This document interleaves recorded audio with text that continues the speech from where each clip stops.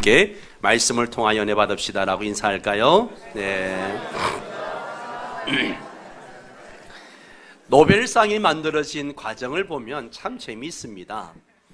노벨이 누군가 하면 다이너마이트를 발명한 사람이잖아요. 다이너마이트를 발명해서 엄청난 돈을 벌었습니다. 유럽에서 최고의 거부가 되었습니다. 근데 어느 날 호텔에 앉아서 아침 신문을 보는데 알프레도 노벨 사망하다, 이 기사를 본 겁니다. 다른 신문을 봤습니다. 다른 신문을 보니까 똑같이 알프레도 노벨 사망하다, 이 기사가 난 거예요. 깜짝 놀랐습니다. 이 기사를 한 프랑스 기자가 노벨의 형인 루드비 노벨이 사망한 것을 잘못 알고 알프레드 노벨이 사망한 것으로 그렇게 오보를 낸 것이죠. 그런데 진짜 노벨이 충격을 받은 게 뭔가 하면 그 신문들에 실린 사망 기사의 타이틀을 보고 노벨이 충격을 받습니다. 어떤 신문은 죽음의 상인 죽다, 이런 타이틀을 썼고요. 어떤 신문은요, 죽음의 사업가, 파괴의 발명가 다이너마이트의 왕이 끝내 사망하다, 이런 식으로 전부 다 죽음의 사업가, 파괴의 발명가, 이런 기사를 쓴 겁니다. 그는 하루 종일 호텔에 머물면서 삶과 죽음에 대해서 깊이 생각을 하게 됩니다. 그리고 새로운 결심을 하게 되죠. 자기의 거의 전 재산, 95% 가까이 되는 전 재산을 사회에다가 기부를 하게 됩니다. 이걸 인플레이션을 고려해가지고 계산해 보니까 지금으로 따지면 2,700억 정도 되는 엄청난 돈입니다. 예. 이걸 기부해서 사회에 공헌한 사람들에게 주기로 한 것입니다. 이것이 노벨상의 시작입니다. 노벨이 엄청난 재산을 은행 기금으로 예치해가지고 과학의 발전과 세계 평화를 위해서 수고한 그런 사람들에게 써달라고 유언을 한 것이죠. 노벨이 그렇게 했던 이유가 무엇일까요? 죽음의 사업가 혹은 파괴의 발명가라는 이 치욕적인 오명을 남기고 싶지 않았기 때문입니다. 사람은 누구든 죽으면 평판이 남습니다. 여러분도 죽으면 반드시 주변의 사람들이 여러분에 대해서 평가를 하실 겁니다. 그래서 중국의 속담에 관뚜껑을 닫은 다음에야 그 사람의 가치를 평가할 수 있다라는 말을 하고 있는 거죠. 한마디로 관뚜껑을 닫기 전에는 그 사람에 대해서 평가할 수 없다는 거죠. 죽은 다음에야 그 사람이 어떻게 살았는가 평가할 수 있다는 거죠. 장례식장에는 장례식장의 말을 들어보면 고인이 어떤 삶을 살았는지 우리가 알 수 있습니다. 한번 생각해 보세요. 세상 사람들은 자신이 죽고 난 후 사람들이 나를 어떻게 평가할지 거기에 고민을 한다는 거죠. 그렇다면 하나님을 믿는 저와 여러분은 어떤 평가를 받을까요? 하나님과 사람들에게 어떤 평가를 받을까요? 나는 좋은 평가를 받을 거다 생각하는 사람도 있을 것이고, 어떤 평가를 받을까 궁금하신 분들 계실 겁니다. 그러나 하나님의 평가, 하나님의 기준은 분명 세상의 기준과 다르다는 것이죠. 얼마나 성공했느냐, 얼마나 선행을 많이 베풀었느냐, 얼마나 명예롭게 살았느냐, 이런 평가보다도 하나님의 기준은 절대적으로 다르다는 것입니다. 우리는 한번 고민해 봐야 됩니다. 그래서 하루하루를 더 열심히 그리고 더 거룩하게 살려고 애를 써야 합니다.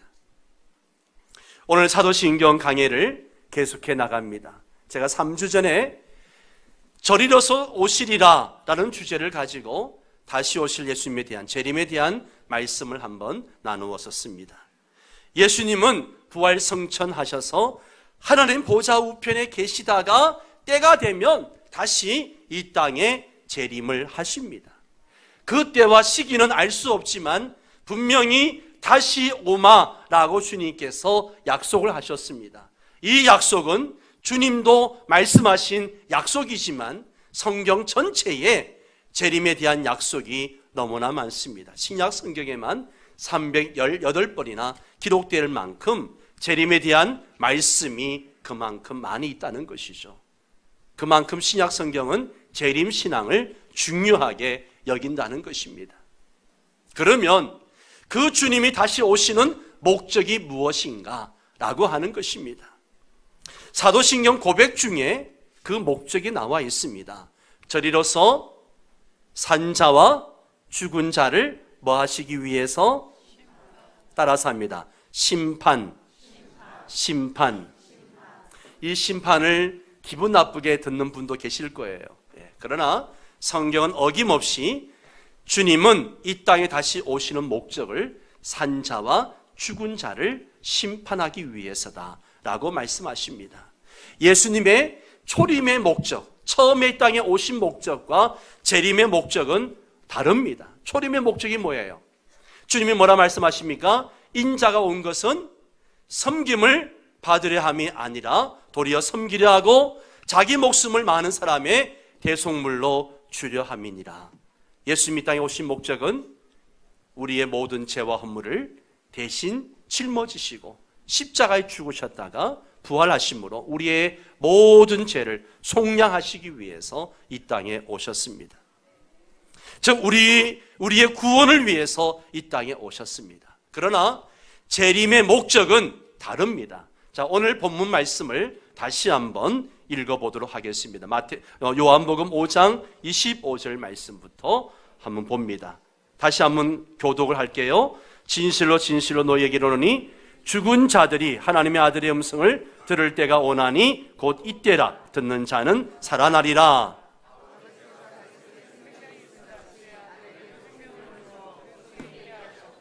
또 인자됨으로 말미암아 심판하는 고난을 주셨느니라.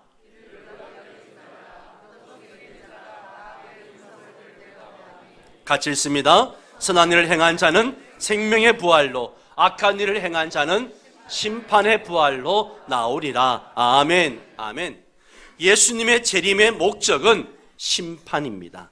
심판의 날을 의미합니다. 기독교 역사관은 직선적 역사관이라고 이야기를 합니다. 즉 시작이 있으면 끝이 있는 역사관입니다. 같은 일이 끊임없이 반복되는 순환사관, 윤회적 사관이라고 이야기하죠. 순환사관은 성경이 말하는 역사관이 아닙니다. 시작이 있고 끝이 있다고 보는 것이 성경의 직선적 역사관입니다. 역사는 시작한 뒤에 종말을 향해서 발전해 나간다라고 해석을 합니다. 이러한 역사관이 형성된 사상적 근거가 바로 성경입니다. 성경은 아주 뚜렷하게 역사의 시작과 끝을 말하고 있습니다. 그러므로 우리 성도들은 빈말이라도 아이고 내가 전생에 무슨 죄를 지어서 이런 말을 해서는 절대 안 됩니다. 그 사람의 역사관은 윤회 역사관이죠. 여러분 우리 전생이라는 게 없어요. 하나님이 태초에 천지를 창조하신 이래 역사는 종말을 향해서 달려가고 있는 거예요. 창조부터 예수님의 재림까지 종말을 향해서 직선의 역사관을 가지고 있습니다. 그리고 그 마지막에 심판이 있다라고 성경은 말하고 있는 것입니다. 히브리서 기자는 이것을 분명하게 밝히고 있죠. 한 번 죽는 것은 사람에게 정하신 것이요. 그 후에는 뭐가 있다고요? 심판이 있으리니. 다시 한 번 죽는 것은 사람에게 정해진 것이요. 그 후에는 심판이 있으리니. 옆 사람에게 이야기해 주세요. 당신은 반드시 죽습니다. 잠 깨라고 지금 제가 이야기를 하라는 거예요. 졸지 마세요. 중요한 이야기입니다. 사람은 아무리 오래 살고 싶어도 한 번은 죽습니다. 이걸 피해갈 수 있는 분 없어요. 미안하지만요. 그런데 중요한 것은 죽음으로 끝나면 되는데 죽음으로 끝나지 않는다는 거죠. 죽은 다음에 뭐가 있어요? 심판이 있다는 거예요. 심판이 있습니다. 베드로도 이것을 이야기하고 있습니다. 그러나 주의 날이 어떻게 온다고요? 도둑같이 오리니 그날에는 하늘이 큰 소리로 떠나가고 물질이 뜨거운 불에 풀어지고 땅과 그 중에 있는 모든 일이 드러나리로다. 지금 예수님이 재림하실 때 일어날 심판에 대한 묘사인 거예요. 사도 바울도 각 교회와 성도들에게 편지를 쓰면서 마지막 심판을 대비하라고 그렇게 많은 교회들에게 이야기를 하고 있습니다. 로마서 2장 말씀을 보세요. 하나님께서 각 사람에게 그 행한 대로 보응하시되, 심판을 얘기하는 거죠. 참고 선을 행하여 영광과 존귀와 썩지 아니함을 구하는 자에게는 무엇을 하시고? 영생으로 하시고, 오직 당을 지어 진리를 따르지 아니하고 불의를 따르는 자에게는 뭐가 있다고요? 진노와 분노로 하시리라. 바로 심판을 얘기하는 거예요. 로마서 14장 말씀도 보세요. 같이 읽을까요? 네가 어찌하여 네 형제를 비판하느냐? 어찌하여 네 형제를 없이 여기느냐? 우리가 다 어디에? 하나님의 심판대 앞에 서리라. 하나님의 심판대 앞에 서리라. 예. 고린도전서 말씀도 보세요. 만일 누구든지 금이나 은이나 보석이나 나무나 풀이나 집으로 이 터 위에 세우면 각 사람의 공적, 업적을 얘기하는 거예요. 업적이 나타날 터인데 그 날이 재림의 때를 얘기하는 거예요. 그 날이 업적을 밝히리니 이는 불로 나타내고 그 불이 각 사람의 공적이 어떠한 것을 시험할 것입니다. 만일 누구든지 그 위에 세운 공적이 그대로 있으면 상을 받고 누구든지 그 공적이 불타면 해를 받으리니 그러나 자신은 구원을 받되 불 가운데서 받은 것 같으리라. 바울은 지금 이 땅의 성도들이 신앙을 마치 어떤 재료들을 가지고 믿음의 집을 짓는 것과 같은 것으로 비유를 하고 있어요. 그런데 이게 불을 통과하게 됩니다. 심판을 통과하게 되는 거죠. 그러면 이것이 남아있는 것들이 있고 불타 없어지는 것들이 있다는 거죠. 무엇으로 집을 지었느냐? 무엇으로 집을 지었느냐? 마지막 심판 때에 판가름 난다는 거예요. 다 불타버리고 그냥 아무것도 없이 빈손으로 그냥 알몸으로 구원받은, 부끄러운 구원을 받는 사람이 있는가 하면, 어떤 사람은 그 불같은 시험을 다 심판을 견뎌내고 남은 게 많아가지고 영광스럽게 그렇게 잔치에 참여하는 자도 있다는 이야기예요. 고린도후서 말씀도 보세요. 같이 읽습니다. 그런즉 우리는 몸으로 있든지 떠나 있든지 주를 기쁘시게 하는 자가 되기를 힘쓰노라. 이는 우리가 다 반드시 그리스도의 심판대 앞에 나타나게 되어 각각 선악간에 그 몸으로 행한 것을 따라 받으려 함이라. 심판에는 예외가 없습니다. 예외가 없어요. 예외가 없습니다. 산 자와 죽은 자를 심판하러 오신다는 거죠. 먼저 죽은 자, 성경에 사는 자라 얘기하죠. 먼저 죽은 자도, 지금 살아있는 자도 이 심판을 피해 갈 수 있는 사람이 없습니다. 모든 인류가 심판의 대상입니다. 그래서 오늘 말씀 29절 말씀을 보세요. 선한 일을 행한 자는 생명의 부활로, 악한 일을 행한 자는 심판의 부활로 나오리라. 예. 부활에 대해서는 다음에 나올 때 한번 더 이야기하도록 하겠습니다. 이 말씀은요, 이 신약에만 나오는 말씀이 아니고 이미 다니엘서에도 이 말씀이 있습니다. 땅의 티끌 가운데에서 자는 자, 죽은 자를 얘기하는 거예요. 자는 자 중에서 많은 사람이 깨어나 영생을 받는 자도 있겠고, 수치를 당하여 영혼의 부끄러움을 당할 자도 있을 것이며, 그렇습니다. 예수님이 재림하시는 날이 되면 예수 믿는 사람들이나 예수를 믿지 않는 사람들이나 모두가 다 같이 똑같이 부활을 합니다. 예수 믿는 자들은 부활을 하는 반면에 예수 안 믿는 사람들은 무로 돌아가거나 멸절되어 버린다는 생각은 성경의 가르침과 어긋난 가르침이에요. 하나님의 교회라든지 여호와 정인이라든지 안식교회에서는 그렇게 가르치고 있습니다. 악한 일을 행한 사람은 지옥으로 가는 것이 아니라 스스로 멸절되어지고 없어져진다라고 이야기합니다. 그래서 멸절교리라고 이야기합니다. 이것은 성경과 어긋나는 가르침이에요. 성경은 의인도 살고 악인도 산다, 부활한다 라고 말합니다. 사도행전 24장에 보면 사도 바울이 부활하신 예수 그리스도를 전하자 이 대제사장들과 유대 장로들이 화가 났습니다. 화가 나가지고 로마의 총독 벨릭스에게 고소를 합니다. 그 고소 내용을 보면 우리가 보니 이 사람은 전염병 같은 자라 천하에 흩어진 유대인을 다 소요하게 하는 자요 나사렛 이단의 우두머리라. 그가 또 성전을 더럽게 하려 함으로 우리가 잡았습니다. 그러면서 고발을 하니까 바울이 벨릭스 총독 앞에서 자신을 변호합니다. 15절 16절 한번 같이 읽을까요? 그들이 기다리는 바 하나님께 향한 소망을 나도 가졌으니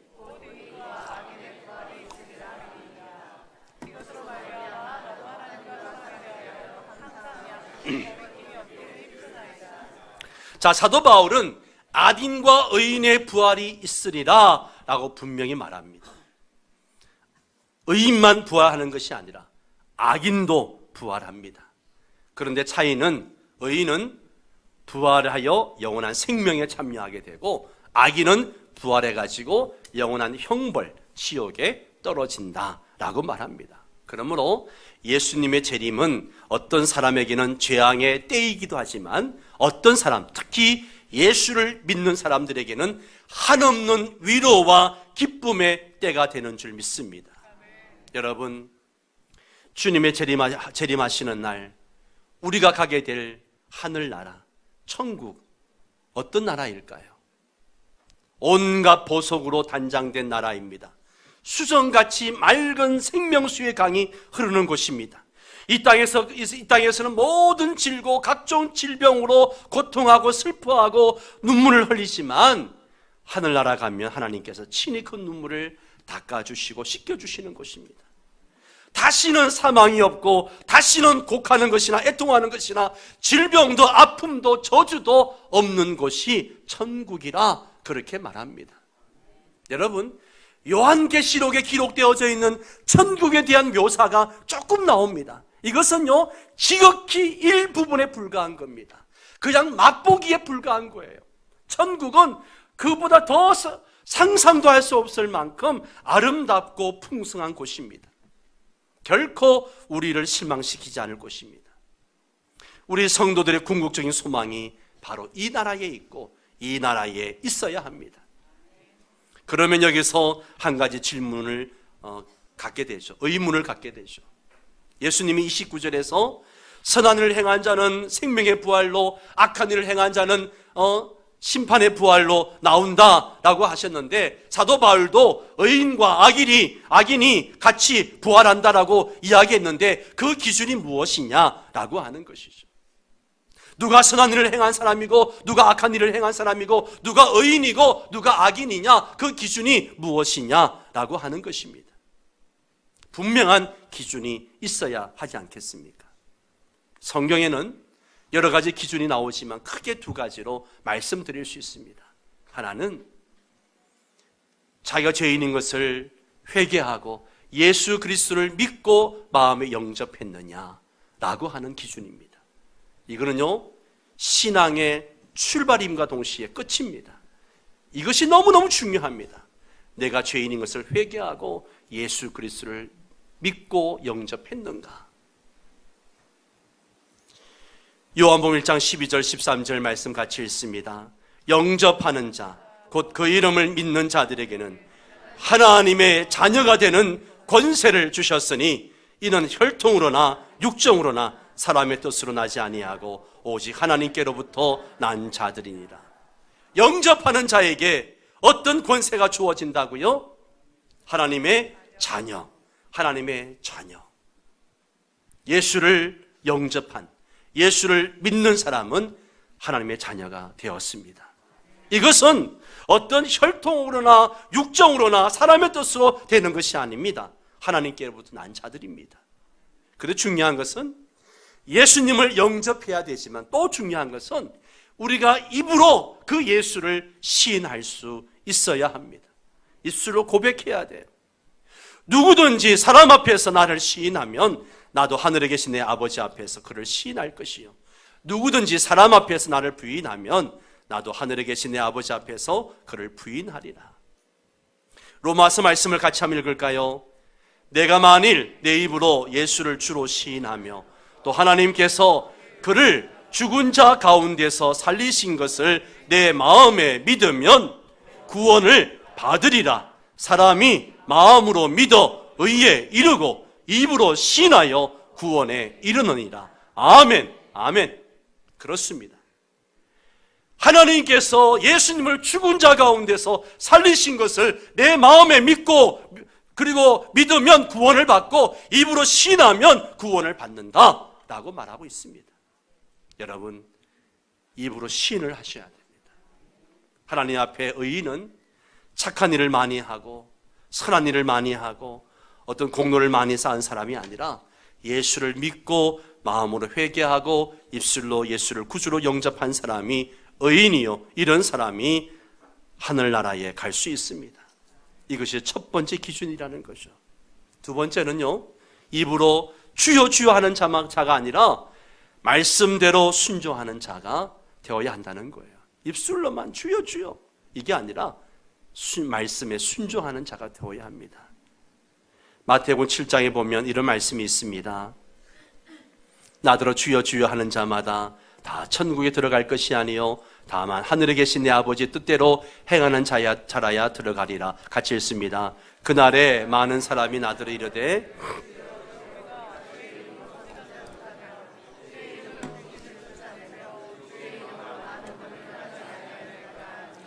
그때에 내가 그들에게 밝히 말하되 내가 너희를 도무지 알지 못하니 불법을 행하는 자들아 내게서 떠나가라.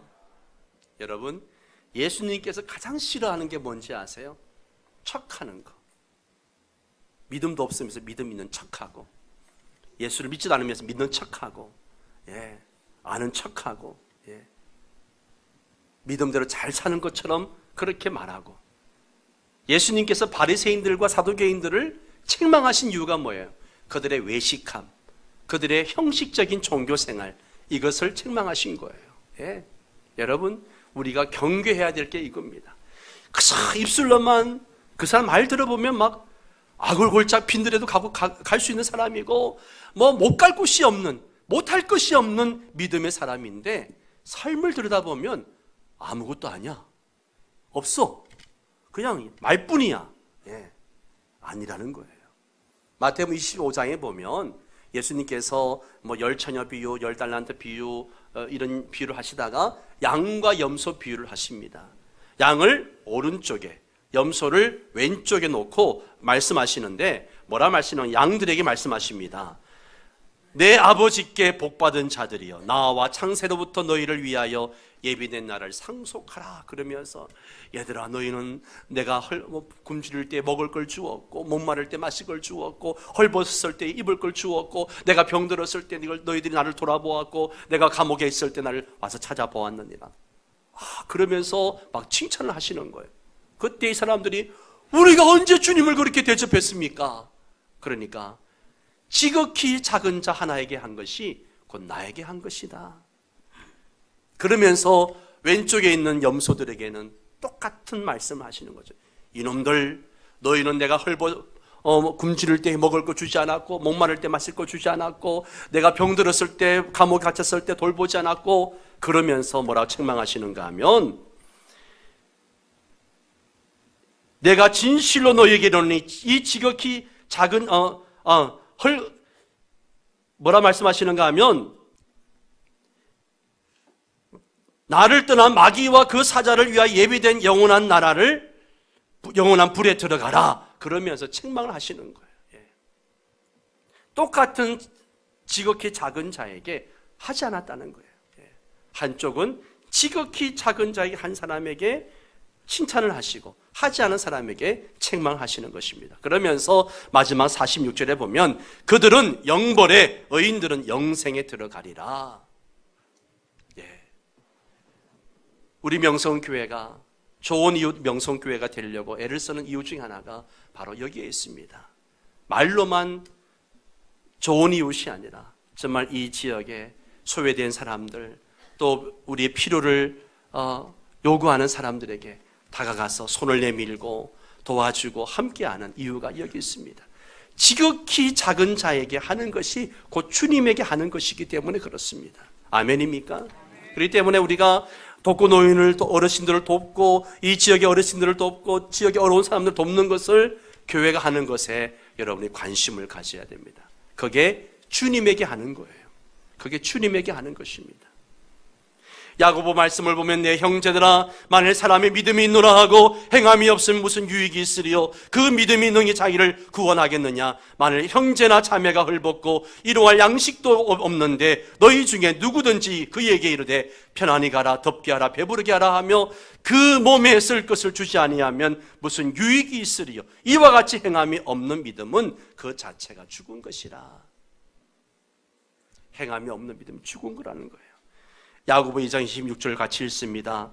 영혼 없는 몸이 행함이 없는 믿음은 행함이 없는 믿음이 죽은 것이듯이 믿음이 없는 행함 역시 무의미한 것입니다. 믿음과 행함은 구원의 두 날개와 같습니다. 주님을 기다리는 자가 갖춰야 할 영적인 자세입니다. 이것이 심판의 기준입니다. 사랑하는 성도 여러분, 준비된 자에게는 두려울 것이 없습니다. 예수님의 재림은 어떤 사람에게는 재앙의 때이지만 믿는 성도들에게는 한없는 위로와 기쁨의 때가 될 것입니다. 우리는 주님 빨리 오시기를 간절히 사모하는 자들이 되어야 됩니다. 그런데 속히 오신다라고 이야기해놓고 예수님이 오셨어요, 안 오셨어요? 2000년이 넘도록 안 오셨습니다. 그래서 어떤 사람들은 재림이 없다, 예수님이 거짓말 하셨다 이런 말도 합니다. 그러나 그렇지 않습니다. 예수님은 분명히 오십니다. 다만 오래 참으시는 거예요. 베드로의 가르침을 보십시오. 우리 한번 베드로후서 3장 8절 9절을 같이 읽습니다. 사랑하는 자들아 주께는 하루가 1000년 같고 1000년이 하루 같다는 이 한 가지를 잊지 말라. 주의 약속은 어떤 이들이 더디다고 생각하는 것 같이 더딘 것이 아니라 오직 주께서는 너희를 대하여 오래 참으사 아무도 멸망하지 아니하고 다 회개하기에 이르기를 원하시느니라. 아멘. 우리 주님에게 1000년이 며칠이라고요? 하루. 하루가 1000년. 2000년이 지났지만 우리 주님에게는 이틀밖에 안 되시는 거예요. 시간을 무한대로 가지신 분에게는 1000년, 2000년이 중요한 게 아니죠. 그런데 여기 더 중요한 것은 뭘 얘기하시는가 하면 주님이 오래 참으신다는 거예요. 참으시는데 누구 때문에 참으시는 거예요? 너희를 대하여, 우리를 대하여, 우리 때문에 참으시는 거예요. 왜 참으시는 거예요? 이유가 뭐예요? 아무도 멸망하지 않고 회개하기에 이르기를 원하셔서 한 사람이라도 더 예수 믿고 구원받기를 원하셔서 주님이 오고 싶으시지만 참고 기다리고 계시는 거예요. 이 얼마나 놀라운 은혜입니까? 이 기회를 놓쳐서는 안 됩니다. 사랑하는 성도 여러분, 저는 여러분에게 묻고 싶습니다. 주님께서 오늘 오셔도 되겠습니까? 한 두 분밖에 대답 안 하시네. 주님께서 오늘 오셔도 되겠습니까? 준비되셨습니까? 목소리가 작아지네요. 네. 여러분, 이게 너무너무 중요한 말씀이에요. 여러분, 오늘 나와 내 가족, 내 민족을 위해 깨어 기도하는 사람이 되어야 되고 전도해야 될 이유가 여기 있습니다. 주님 오시기 전에 빨리 내 가족, 내 이웃을 주님께로 인도해야 됩니다. 주님이 그것 때문에 지금 기다리시는 거예요. 오늘 우리가 고백한 사도신경 이 고백은 저리로서 산자와 죽은 자를 심판하러 오시리라. 이 말씀은요, 크게 두 가지 내용을 가지고 있습니다. 하나는 예수님께서 반드시 이 땅에 재림하실 것이고 그 목적은 인류를 심판하시기 위해서라는 겁니다. 두 번째는 예수 그리스도를 믿지 않는 불신자들에게 재림은 심판이지만 믿는 우리에게는, 성도들에게는 재림은 하늘의 기쁨이요 영광을 맛보는 잔칫날, 구원의 날이 되는 것입니다. 그러므로 우린 더욱 정신을 차려야 됩니다. 혹시나 타락하고 있을 때에 주님이 오시지 않도록 항상 깨어 있어야 됩니다. 데살로니가전서 5장 6절 말씀 같이 읽습니다. 그러므로 우리는 다른 이들과 같이 자지 말고 오직 깨어 정신을 차릴지라. 준비된 자에게 심판은 두려운 것이 아닙니다. 여러분, 시험 공부를 열심히 한 학생에게는 시험이 기다려질까요? 두려울까요? 기다려주는 거죠. 내 실력 한번 테스트 해봐야지. 내가 드디어 1등하는 날이구나. 기다려지는 거죠. 그런데 빈둥빈둥 놀다가 시험 때가 되면 괜히 막 안 아프던 배도 아프고 막 두렵고,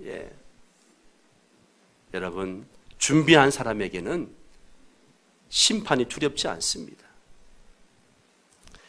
우리는 이 심판의 때를 두려워하지 말고 한 사람이라도 더 구원하기 위해서 오래 참으시는 그 하나님의 사랑을 기억하고 한 사람이 더 주님께로 인도하는 그런 성도 여러분 되시기 바랍니다. 우리가 이 편한 세상 서울대 입구 아파트를 전도하려고 하는 이유도 거기에 있습니다. 바라기는 저와 여러분이 날마다 깨어 있어서 주님 오시는 날 구원의 영광에 참여할 수 있게 되기를 주의 이름으로 축원합니다.